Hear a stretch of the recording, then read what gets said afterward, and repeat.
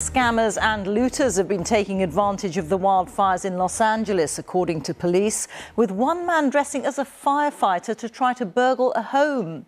16 people have died in the fires and 16 are missing. More strong winds are forecast, but firefighters say they are making progress.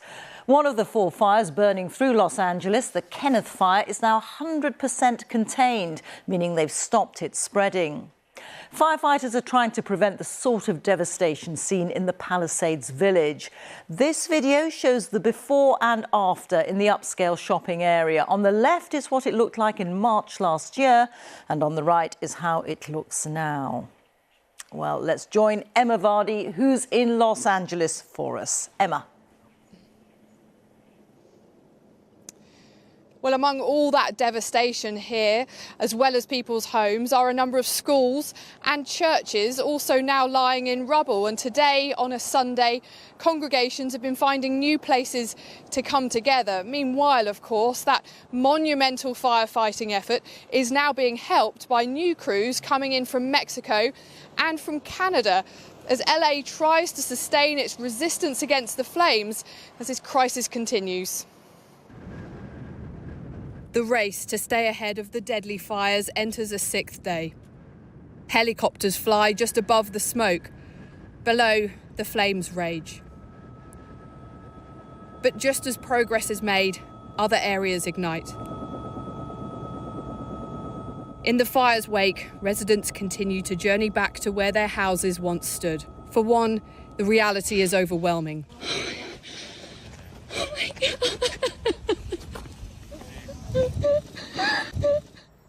There have been repeated warnings for people to stick to nighttime curfews, police urging the need for order.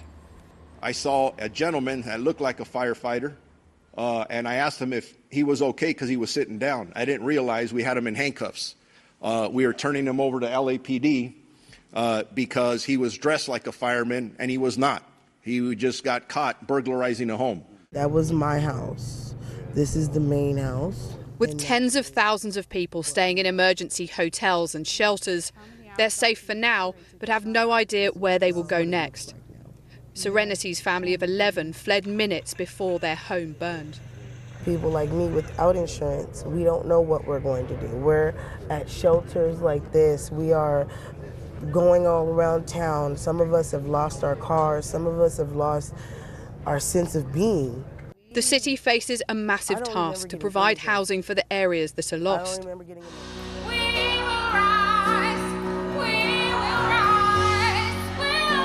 At a church in Pasadena, Sunday's congregation summoning the strength to face the day.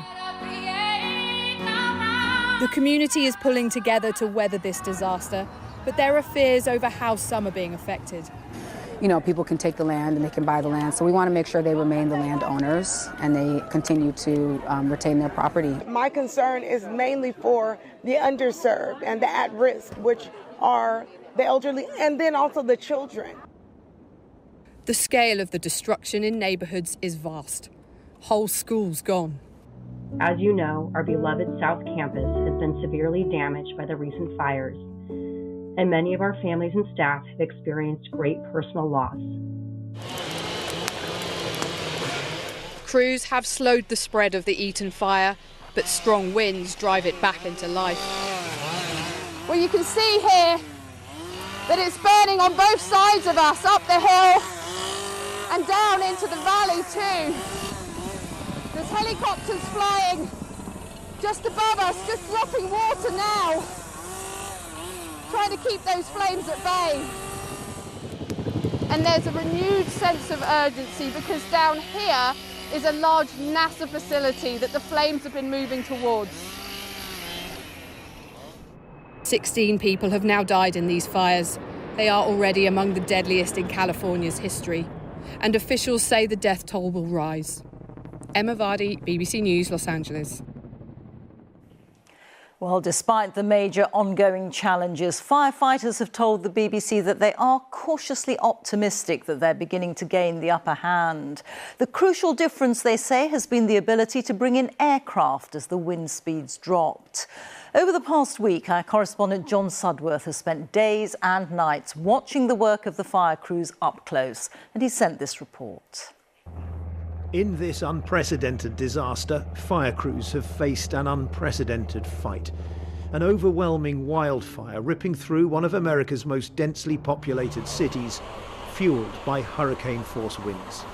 Let us know if we're in your way too, No, okay? one guy down there working. So. All right, cool, thanks guys. But Battalion Chief Brent Basqua now believes their fortunes are shifting for one main reason.